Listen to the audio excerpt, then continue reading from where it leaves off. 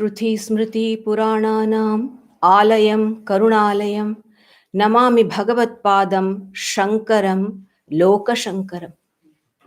I salute the divine feet of the great Sri Shankara, the repository of Shrutis, Smritis, and the Puranas, and an abode of immense compassion, whoever accomplishes the good of the world. Swami Vivekananda, speaking about the sages of India in his lecture in Madras, says he first describes the conditions that prevailed at the advent of Shankara, the deterioration or the degradation of the society that's in the pre-Buddhistic era. After describing it, he says, India has to live. The Spirit of the Lord descended again. He who declared, I will come whenever virtue subsides, came again. And this time, the manifestation was in the south. And uprose that young Brahmin, of whom it has been declared that at the age of 16, he had completed all his writings. The marvelous boy, Sankaracharya, arose. The writings of this boy of 16 are the wonders of the modern world. And so was the boy. Adi Shankaracharya, as he is called, was born, according to the ascertainment of the scholars, between 600 BC to 788 AD on Vaishaka Shuddha Panchami in Kaladi in Kerala to a pious Nambudiri Brahmins couple, Shivaguru and Aryamba. After much prayer and supplication, they got him as their son with a very short span of life, just 32 years, in which he accomplished enormous amount of work. Endowed with extraordinary powers, this young boy, Shankaracharya, with his high intellect and deep awareness of his mission in his life, worked wonders in the cultural, philosophical, and religious aspects of the Indian life. As it is with every saint and prophets, their lives are shrouded with miracles. So was Shankara's. I shall just touch upon a few aspects of his life. When he was still a young boy of 5, after his Upanayana ceremony, his father passed away, and the burden of upbringing the little boy fell on the shoulders of the mother, which she did it very well. And by the age of 8, he finished all what he could study at that time. And being naturally endowed with an introspective mind, he could understand the transitoriness of the world, impermanence of the world. So he determined to become a monk. The only cord that bound him to the world was his mother, who would not allow him to go away. So as it happened, maybe a miracle or an accident, when Shankara went to have his bath in the river, he was caught by a crocodile. And he screamed out to his mother, who was witnessing this with anguish right in front of her own eyes. Her son was being taken away by the clutches of death. So he screamed, Mother, give me the permission. At least let me take mentally the resolve to become a monk. And she, in her anguish, said, Oh, my child, be you a monk. And mentally, Shankaracharya resolved. And lo, the crocodile left. And he swam back. The mother was extremely happy. And surely she must have given a hug and caressed her son and wanted to take him home. But he said, "No, mother, I have renounced. No more going back." She was shocked. But such is the tenderness of the boy's heart. He said, he promised the mother, "Don't worry.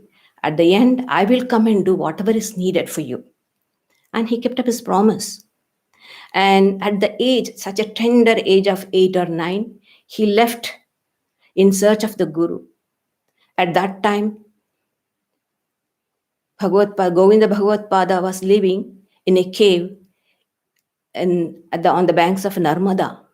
The Guru intuited that a great soul is coming to learn and re-establish the Sanatana Dharma to its pristine purity. So he welcomed Shankara warmly and he initiated him formally. Of course, he had already taken the vows mentally in Kaladi itself, but this was a formal renunciation. And after 3 years of rigorous training under the guidance of Govinda Bhagavad Pada and commanded by his noble teacher, Shankara goes to Kashi, the center of learning, and stays there and attracts quite a number of disciples. Prominent among them is Sanandana, more popularly known as Padmapada. And there, the Lord Vishwanatha imparts him a few more instructions which he had forgotten. Sri Ramakrishna says, when a great soul incarnates, a bit of rajas is there in it. If not the pure sattva, pure gold, you cannot make a jewel. In order to make a jewel, we need some amount of copper has to be added. Only then you can give a form for it. So these great teachers, when they embody themselves, a little bit of rajas, due to which a slight ignorance sometimes persists. So that was there in Shankara. And that was a beautiful teaching Vishwanath gave to him. Those who have been to Kashi know how narrow the streets are.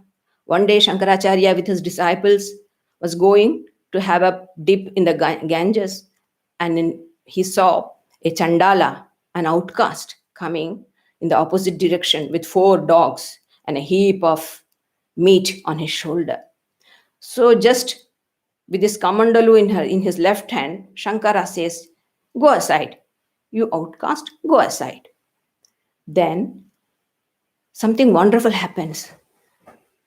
The Chandala says, "Whom are you asking to go? Is it the body? If that is so, it's matter. It cannot move. It has no life in it. It's a dead, dull matter. It doesn't have an intelligence. But if you say that self is all pervading, where will it go? So neither have you touched me, nor have I touched." This opened the eyes of Shankara, which he had forgotten. This happened even in the case of Swamiji also. So great souls tend to forget sometimes very little, not like us completely unaware of our divinity. They are, but then due to the embodiment, sometimes it happens. And that's the beauty of these great teachers. Immediately, Shankara falls at the feet of the Chandala. That humility is there in them. And says, and in extempore, he what do you call, makes a hymn. What is it? Manisha Panchaka. In 5 verses, he describes, he says, whoever it be a Brahman or a Chandala, whoever gives me this knowledge, he is my Guru.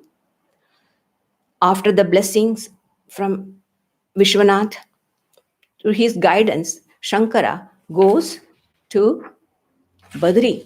Shiva himself asks him to go to Badri and write the commentaries for the Upanishads and the Brahma Sutra. And he wrote there, and it was approved by Vyasa himself.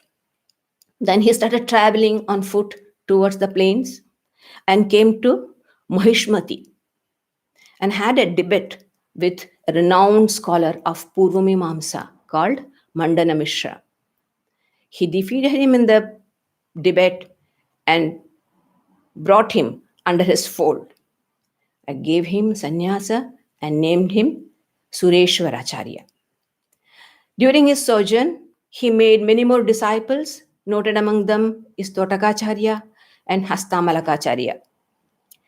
And at that time, one day, he felt that his mother is remembering him. He could feel the memory of his mother came. And straight he came to her bedside. And he enabled her to have the vision of Lord Vishnu. And as he had promised, he did the last rites. He cremated her body in the back of the house, much against the uproar of the Orthodox Brahmins. Later, he traveled the length and breadth of the country with only strength, his glowing spirituality, vast intellect, and deep sympathy for the masses, worked hard for the betterment of the people. Of course, his appeal was to the intellect.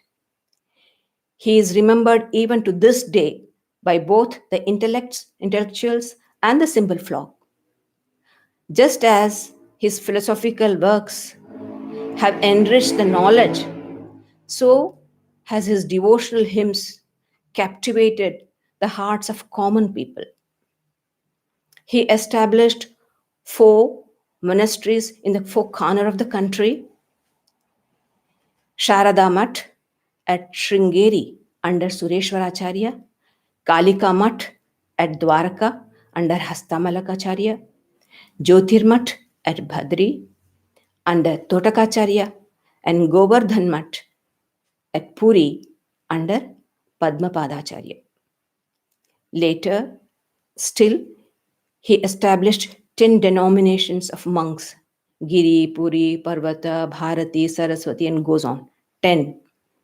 And he ascended the seat of omniscience, Sarvajñapita at Kashmir. Finally, as it was the custom in those days, the monks, after realizing their self and serving the society to the best of their ability, would go to Himalayas, just walk along the snow-capped mountains and just drop their body as an insignificant leaf. They have no I-ness and minus for it. So they accomplished this act very smoothly. Thus, that path is called as Mahaprasthana. It's near Kedar. So he walked and just, it seems he must have done the same thing. We do not know the end of it. Most of them believe that he must have gone through that Mahaprasthana path and gave up his body. Thus finished the glorious life of the glorious teacher. And now, Sri Shankaracharya is very good at comprising enormous amount of ideas into small works. He knows the future people will not have time to read the voluminous works. So in gist, he gives the whole philosophy of Advaita. And one such is Vijnana Nauka. He has compressed all the Advaita ideas in it, and it's called as an Upadesha Grantha. It is a small teaching and the philosophy of Advaita. I'll just try to sing. I'm not very good at it. One of our sister has set it to tune. I'll try to do it. तपोयज्ञदानादिभिः शुद्धबुद्धिर्विरक्तो नृपादौ पदे तुच्छबुद्ध्या परित्यज्य सर्वं यदाप्नोति तत्त्वं परं ब्रह्म नित्यं तदेवाहमस्मि.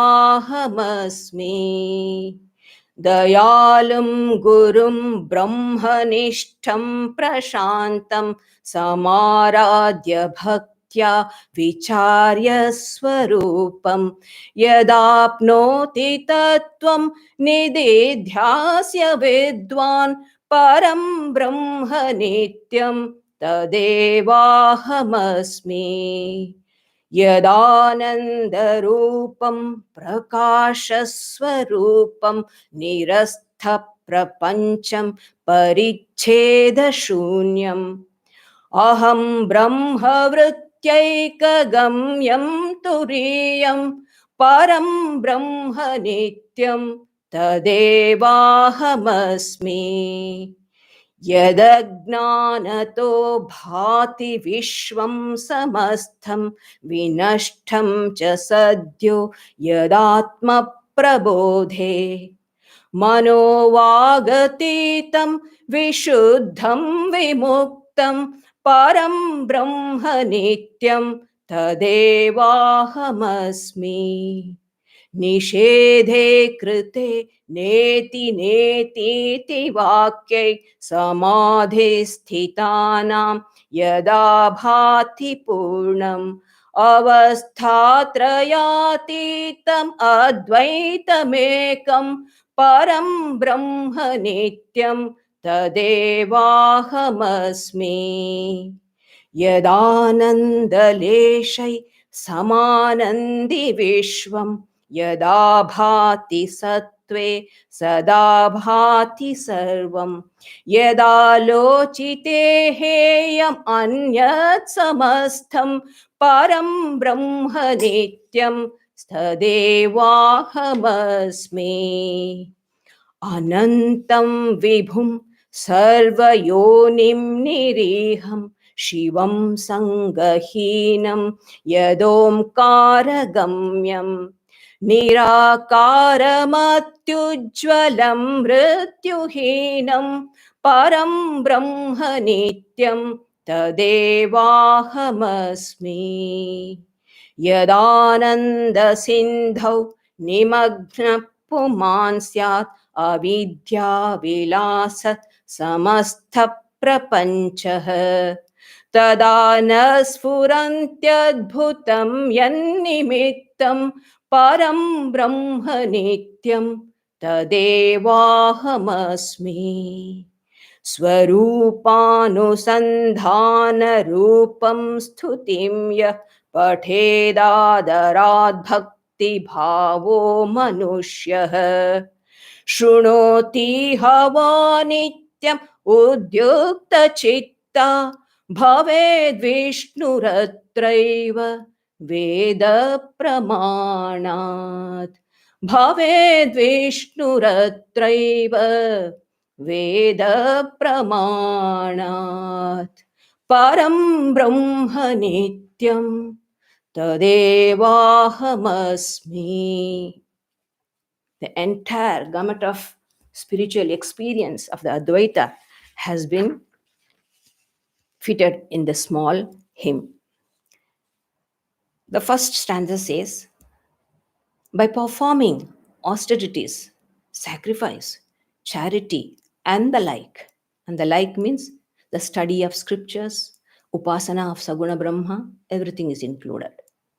Purifying the mind and practicing dispassion by considering as insignificant the position like that of a king. The principle that I attain by doing all this, by giving up everything, I am indeed that same principle, the supreme eternal Brahman.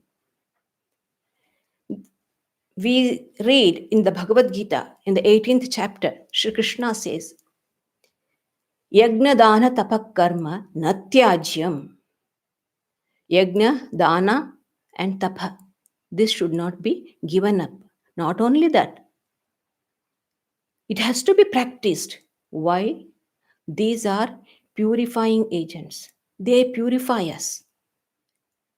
So it needs to be practiced. And he adds, even that has to be practiced with great detachment. Etanyapitu karmani sangam tyaktva dhananjaya.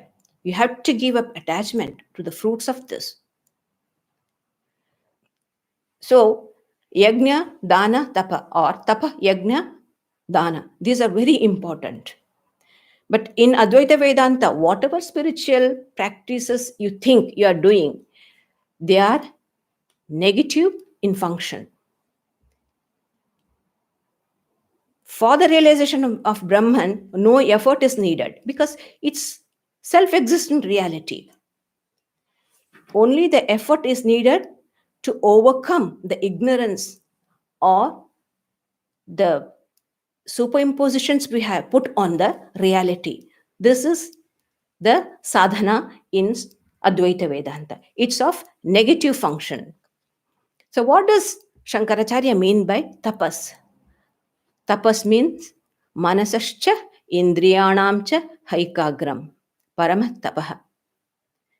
People have very strange ideas about tapas. Standing on one feet, not breathing. The demons did a lot. And people fast. These are all outward. Even the Gita says physical tapas, mental tapas, many types of tapas, even the Gita says. And just Sri Shankara says, tapas is the concentration of energies of the mind and the sense organs.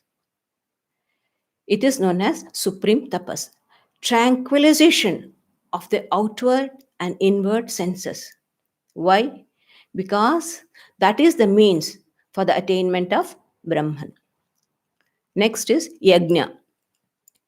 Yajna is a very great subject. The fact that Gita has allotted complete one chapter on it shows how important it is. And throughout the Bhagavad Gita, Shri Krishna refers to it. The great yajna is going on throughout the cosmos. That is the cosmic yajna. Let's consider yajna from the point of individuals. What does it mean to you and me? Yajna is a participation.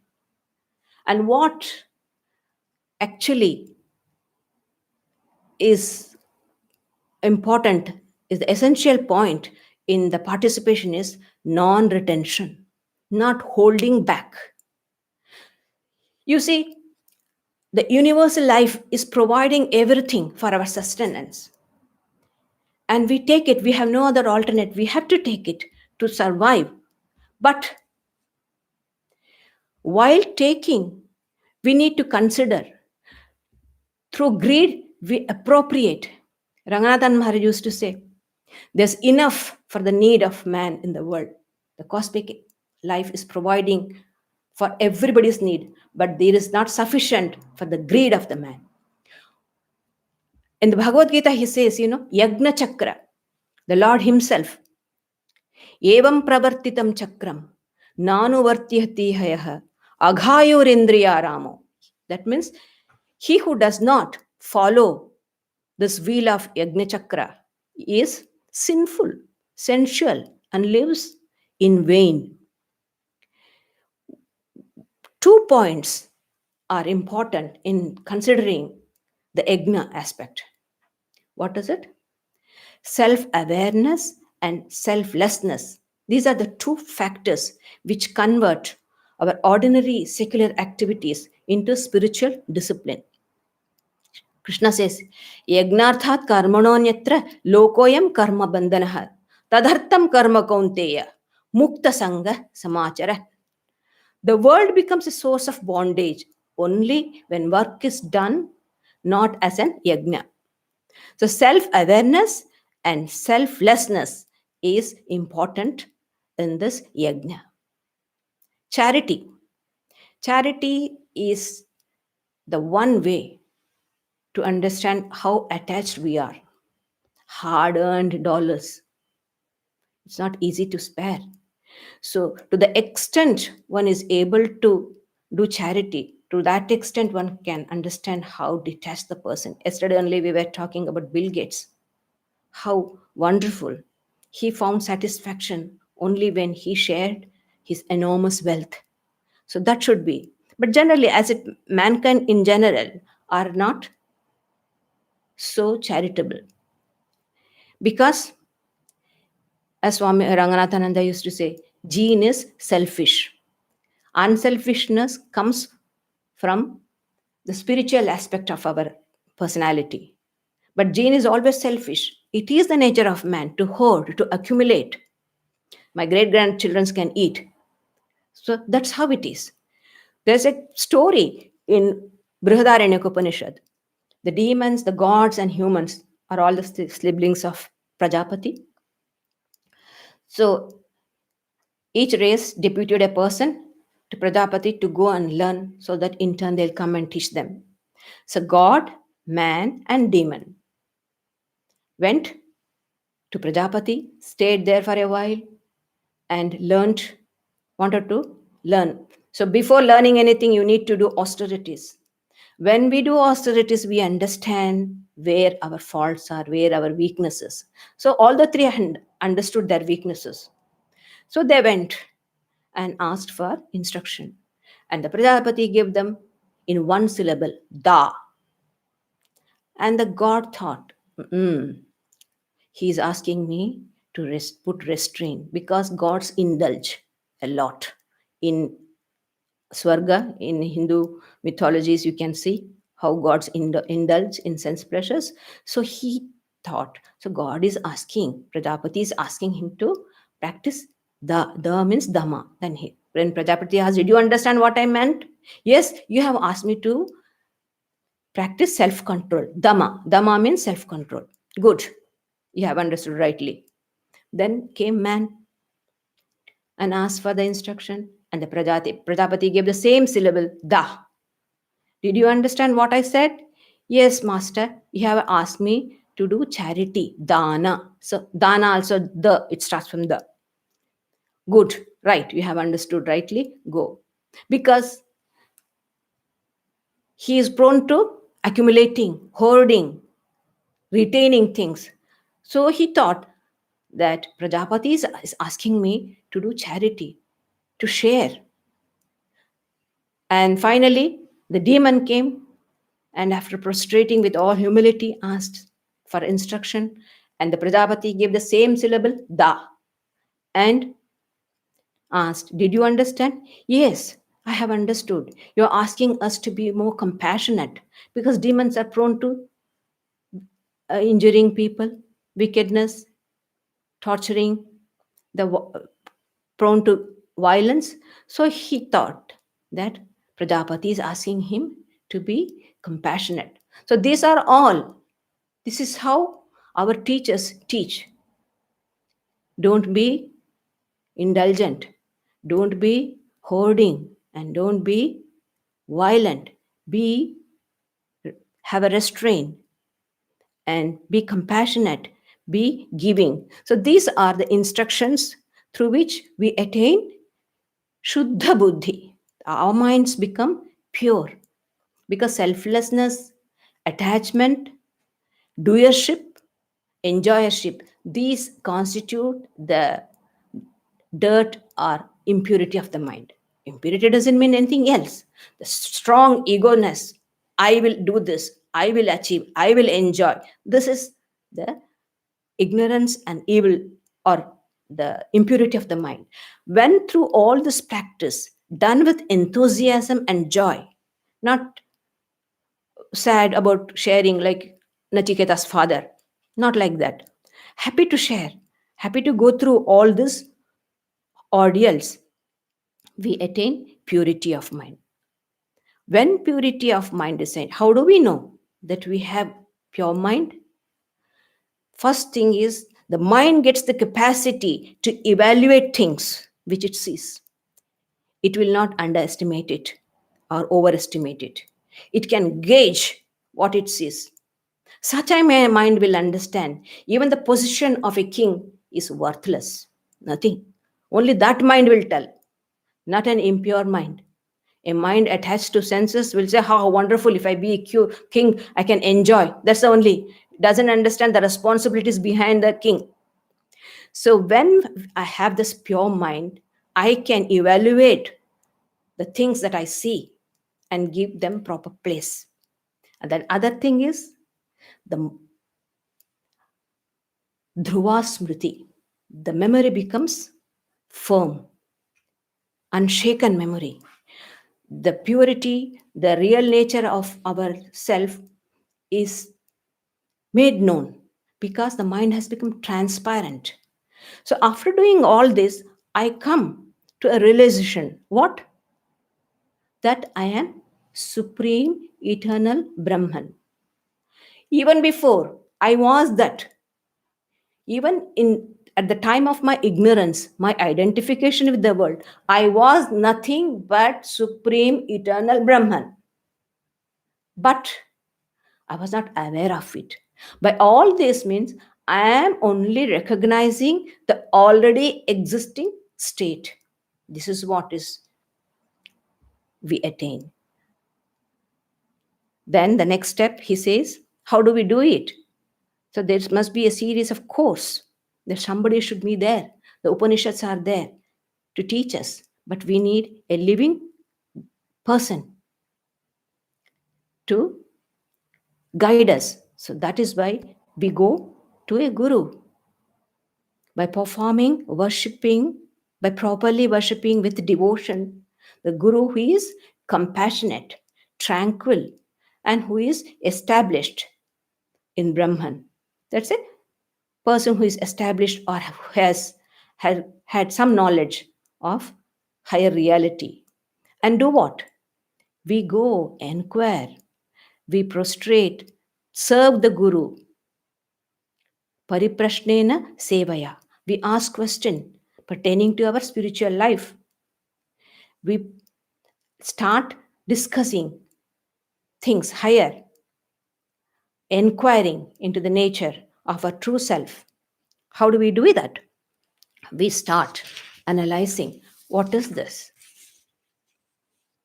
What is that which is one thing abiding in me, in this psychophysical organism called this body, mind? What is it that is permanent? So, this sort of questions we put. And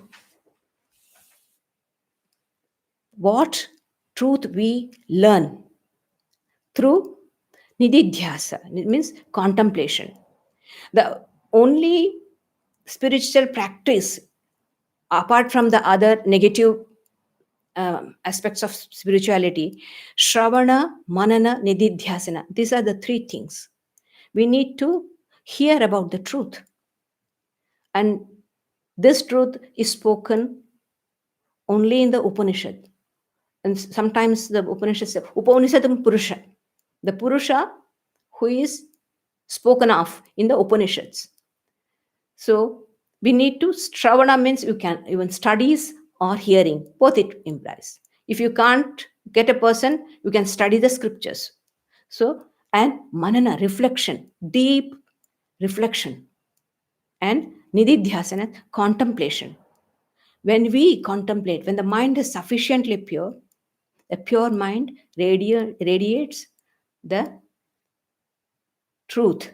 The truth is radiated. You just can see, Sri Ramakrishna says, in the lantern, the glass is clean. You can see the light. Just you can't touch it, but you can see that much purity.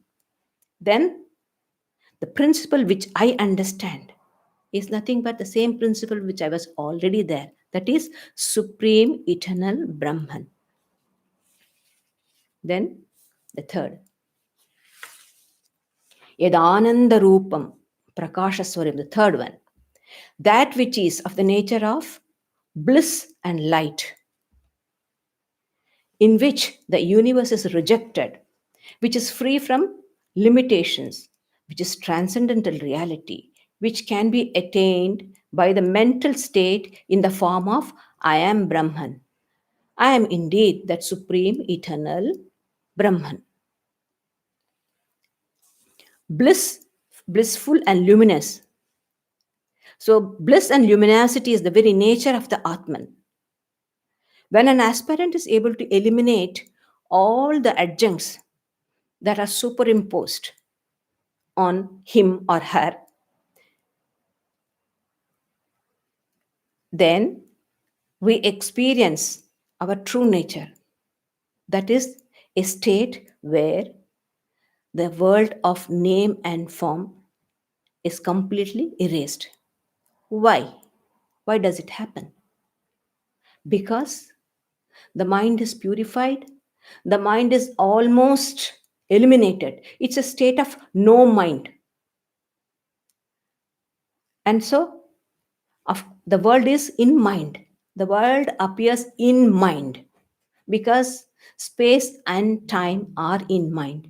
If I am able to eliminate my individual mind through concentration, then in that state, the world is negated. The mind is negated, so the world is also negated. And how does it happen? How do I get to this state of no mind? Overnight we can't do it. Its constant practice is needed. Aham brahma vrityaika gamyam. I am the Brahman. This thought constantly has to be in our mind. When that happens, and when the spiritual aspect in the path of knowledge, when I have disciplined my mind and intellect, what the Upanishad calls agra buddhi, sharp intelligence. Sharp intelligence doesn't mean there are many sharp intelligence. People are clever. Billionaires don't pay the tax. They know how to hide things. That's also a sort of intelligence, but is the most contaminated intelligence. That is not helping us in this, not even an ethical life, it doesn't help. What to speak of our spiritual life? So, agra buddhi means that buddhi which has overcome the ego or the kartritva and bhoktritva, the doership and the enjoyership. This is the one which is binding us. I do, I enjoy. These things. When through meditation, constant meditation, when that one idea that I am Brahman remains in my mind. Last month we were studying about the Upasana, where I said in Upasana there's only one thought to the exclusion of other thoughts. When that one thought becomes my supreme concern, then there is no room for anything else. Only that mind is able to understand. And how does that happen? That mind has only one vritti, only one thought, one modification to the exclusion of all other thoughts. That is, I am Brahman. When this mind is so pure, so transparent, that the light of the Brahman falls directly on it, it overpowers. And that's how the scripture says one realizes the Atman. Mind or intellect or the individual light is necessary for us to for the perception of the material world. But when it comes to the self, Brahman is already there. It overpowers. Like we don't take a candle to see the sun. Even if we take the sun, the candle's light is overpowered by sun. In the same way, this one vritti, the one thought that I am Brahman, is overpowered by the luminosity of the self. And one comes to the conclusion that one is Brahman without any doubt. This knowledge doesn't have doubt. No doubt and no wrong understanding. Right understanding and without any doubt. Experiential certainty is there in it.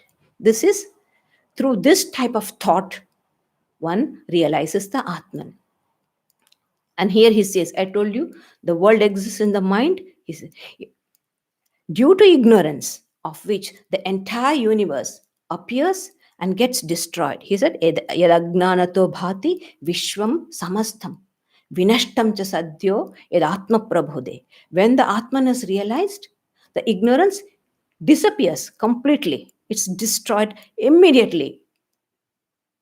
And which is beyond mind and speech, pure, free. And that indeed I am. And here Shankara is speaking about Ajnana. It's a great theme in the Advaita Vedanta. Difficulty is not in establishing the Atman.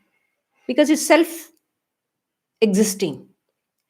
The problem arises only with the ignorance. How do I overcome ignorance? So I need to understand what ignorance really is. Technically speaking, ignorance is something which cannot be described. Swamiji puts it as a simple statement of fact. It is there. That way, it is Sat. It says Sat or Asat. You can't say. When you say Sat, there are certain terminologies in Advaita. Sat means that which is not affected by time. Trikala Badhita Satya. That is called as truth. Truth is something which is not subject to change of the dimensions of time. That which is always was in the past, present, and future the same. That is. But if you take this Maya or ignorance and its effect, the world is Satya. No, it is not. Because every time, every moment it is changing. Our own bodies are subject to it. We are seeing it. So we can't call it Satya. At the same time, we can't say it Asatya. It doesn't exist. We can't say, because we feel it's impinging on my mind and my body. My body is reacting to it. So as such, I cannot. So it is anirvachaniya, something which you cannot explain. And it consists of three gunas, which drag me into action, into tranquility, into passiveness. All this, my mind goes through this. So it's trigunatmika. Trigunas function in that. And the most important thing, as he said here, jnana virodhi, antagonistic to knowledge. When knowledge comes, ignorance disappears. At the dawn of sun, the darkness goes. So at the dawn of the self-knowledge, the ignorance and its effect, the world disappears. Even in the before shloka we said, nirastha prapancham, the world is rejected. Here, it's lost, completely destroyed, vinashtam, completely erased. When Atma Prabhode, when the self is realized.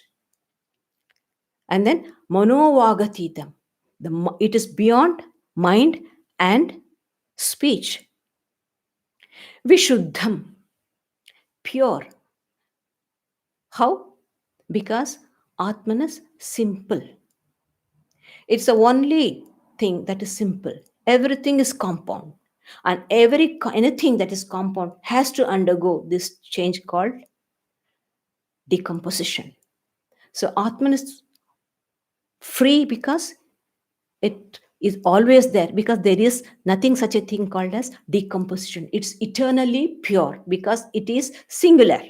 It is one simple thing. And that's why it is always eternal.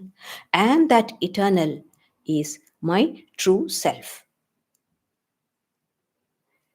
Gaudapada says in his Karika, Anadimayam supto yada jiva prabudhyate ajam anidram aswapnam advaitam buddhyate tada. When the self awakens itself to its reality, then this eternal sleep in ignorance goes away. And one understands that one is neither dreaming nor asleep. One is awakened. We have got that beautiful, our, what do you call, magazine of the Ramakrishna, Prabuddha, means Prakashta Rupena Buddha. I'm awakened, completely awakened, not half sleep, half awake. No, completely awakened. This is what happens.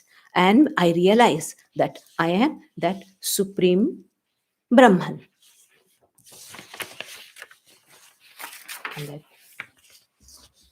Nishedhe krite. Do you have time? Nishedhe krite neti neti vakyai. So how does this happen? The thing is, so many things are superimposed on the pure self. Look, for example, let me take myself. How many things I am in reality, pure consciousness. pure existence, pure bliss, unalloyed bliss. That's my nature. But how many things I have superimposed? First of all, I'm a psychophysical organism called a human being. I'm born, I'm a woman, and I'm an Indian, I'm a Hindu, and I'm a sannyasini. Oh, whole lot have superimposed on the simple, eternal reality what I am. So now what am I to do? I am to negate my individuality. That is what yesterday we were discussing when we were reading. Am I to negate my individuality? Yes. Start it. Imagine it. Practice it. And over the years, over the lives, maybe, we may be able to overcome our identification. How do? Neti, neti. Sri Ramakrishna gives a beautiful example. He says two examples. He gives it's wonderful examples. A servant goes in the dark room where his master is sleeping. He wants the masters, so he touches something. Oh, it's not he. He touches a chair and he says, "This is not the master." And then he touches something else, or the table. No, this is not the master. Then he touches the couch. Oh no, this is not the master. Then he touches the mattress. Oh no, this is not the master. Then he puts his hand. Oh, there he is. Like this, not this, not this. So all the elimination. So mind has the tendency to understand things which can be grasped through the senses. Apart from that, it cannot. Shankaracharya, in his Brihadaranyaka Upanishad, comments on this particular verse, this neti neti. We might say that mind, how can we understand that which is this self? It's so subtle. He says, by eliminating all the differences due to limiting adjuncts. The words neti neti refer to something that has no distinguishing mark, such as name, form, action, species, qualities, nothing. The words denote, what are the words used for? Words denote through one or other of these things. But Brahman has none of this distinguishing mark. Hence, it cannot be described as it is such and such a thing, as we describe a cow, saying, "There moves a white cow with horns."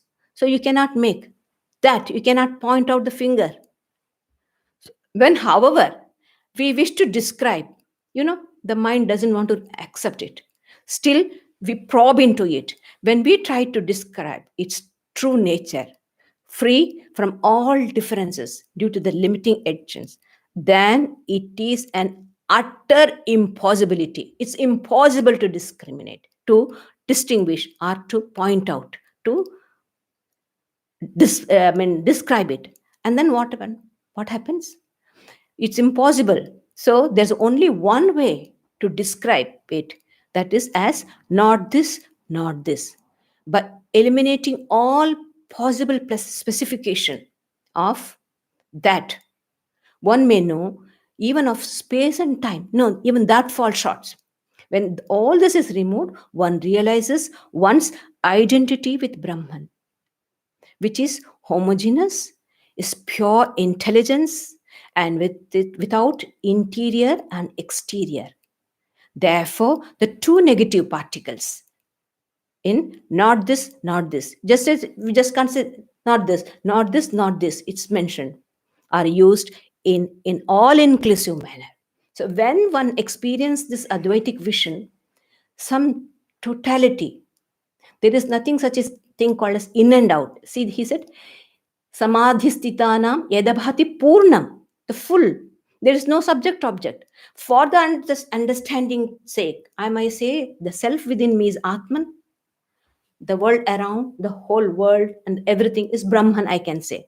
Just for the sake of understanding. But when it comes Advaita as an experience, it's complete. That's why yadabhati purnam, the full. There's no in and out. That is how the Advaita Vedanta teaches the identity of the Brahman and the Atman. I am Brahman. For the sake of understanding, I had this limited consciousness.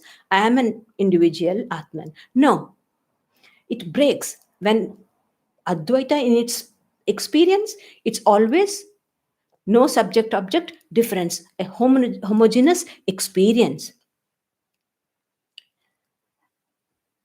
And then avasthatraya athitam, avasthatraya sakshi.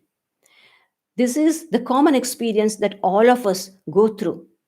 The three states of mind, or the three states of consciousness: the waking, the dream, and the dreamless state, which we all of us go through.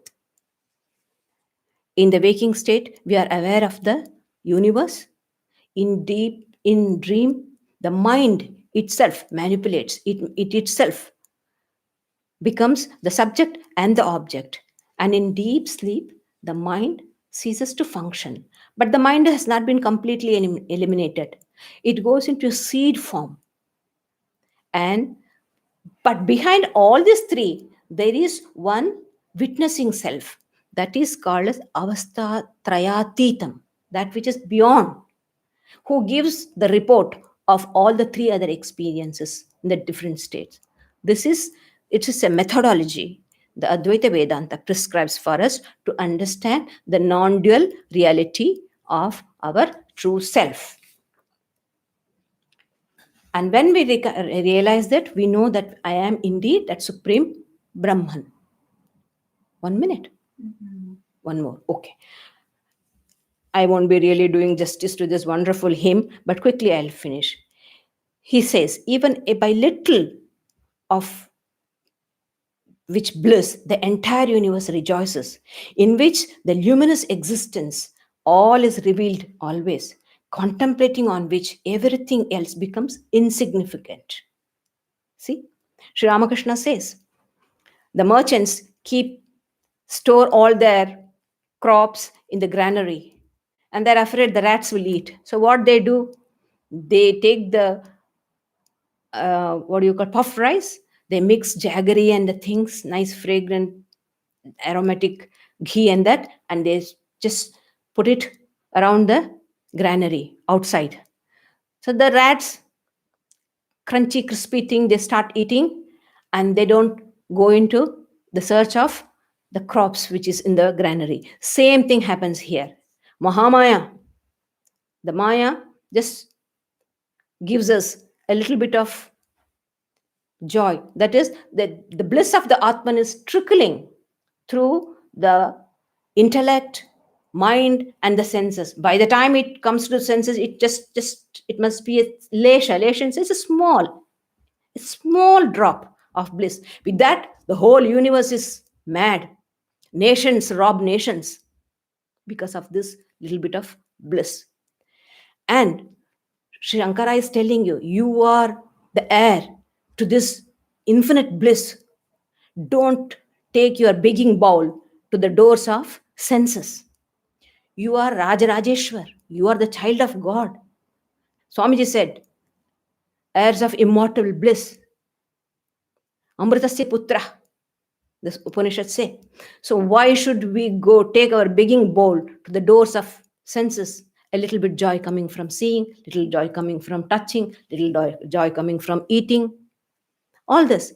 So all the supreme bliss is coming through all this. When I realize this, then I cease to be a beggar. I am the owner of this infinite bliss, infinite knowledge, infinite existence. I am that.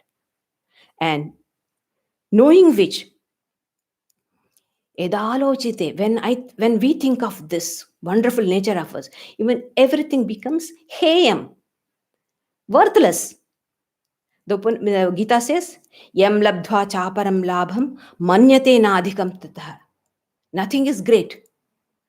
Establishing oneself in that reality, a person who is established in that, nothing is great for him. Yasmin sithona dukkhena gurunapi vichalit. He is not shaken by the greatest calamities. Now look how we are panicking because of the coronavirus. Because we are devoid of our knowledge. We don't have at least we should have the deep understanding, let alone realization. Even the Swalpamapyasya dharmasya trayate mahato bhayat. Sri Krishna said, even the little of this knowledge will save us from great fear. The fear of coronavirus will get rid of when we constantly study, understand, realize, think, analyze, reflect, contemplate. That will give us tremendous strength. Quickly, I'll finish it up. Anantam vibhum sarvayonim niriham shivam sangahinam yadomkara gamyam Nirakaram atyujvalam mrityuhinam param brahma nityam tadevahamasmi. That which is infinite, my true nature is infinite, all pervading. I exist everywhere. What is one body? I'm infinite. I exist through all these bodies. It's me. If it is joy to enjoy one body, it's great bliss to enjoy 1,000 bodies, infinite bodies. That's the attitude. And also suffering. That is how we become compassionate. That's how we understand this other suffering is our suffering. Only when we understand, we get this knowledge, then we are truly compassionate. So, infinite, all pervading, source of all, free from all endeavors. Means there is no such selfish motive. I need nothing. I'm full. I'm Purnakama. I don't have to have an motivated actions. I don't go for any motivated actions. There's nothing for me to gain. Sri Krishna says, I always work. I have nothing to gain in the 3 worlds, but still I work. Purely for the joy of others, I work. And Shantam, Shivam, the goodness itself, all the noble qualities, the nature of the Atman is reflected in our nature. And then Sangahinam, absolutely unattached, like air. Good smell, bad odor, everything comes, but air in itself is unattached. So that is my true nature. When I am, the last verse, last before one, I'll quickly finish it. When a person is immersed in that ocean of bliss, then the entire universe, with all its manifestation, the ignorance is the cause and the manifestation is the world. Everything is completely annihilated. The world doesn't exist at all. In that state, that is the mrityuhina state, deathless, infinite, blissful is my nature. This hymn, they who listen to it or contemplate on that, they will realize that here it is Bhavet Vishnu Ratraiva, he says. Not that I'm going to become Vishnu. I am one with that universal principle, which is called Vishnu. Sarvavyapi, all pervading consciousness is Vishnu. I attain to that universal consciousness. I work through all hands. I hear through all hands. Sri Ramakrishna said, I will eat through the other millions of mouth. When he couldn't eat and his disciple was Yogananda and Premananda Maharaj wanted him to eat, he said, I will eat through the millions of mouth. So that is how you feel through every heart. You work through all hands and you suffer through all mind. Everything equally, good and bad, everything. But the pure self is unattached. That's the beauty. Swamiji, in his lecture, he always exhorts us, teach unto yourself, teach unto mankind, this infinite self.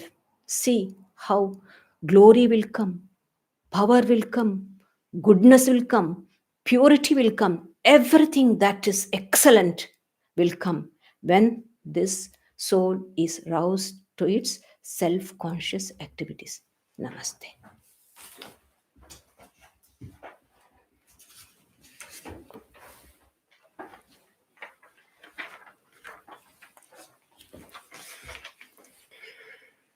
During these social distancing times, we'll continue to keep in touch with you via Zoom and YouTube. Next Friday, we'll have via Zoom our fortnightly spiritual discussion from 7:30 to 8:45 p.m.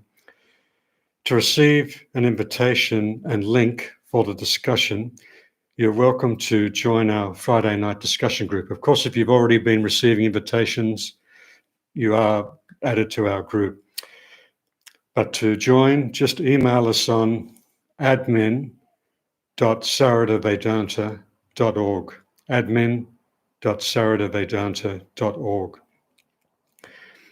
Next Sunday, via YouTube, Pravrajika Sridharaprana will give her monthly talk on Raja Yoga from 11 a.m. And next week, we'll be emailing the next issue of our Vedanta Circular, and that will include the program for all the other events coming up in May. And of special note, in 2 weeks' time, we'll have a guest speaker, Venerable Tabten Choki, for the Buddha's birthday celebration. She'll be our guest speaker. So thanks again for tuning in, and keep well, and we'll see you next week.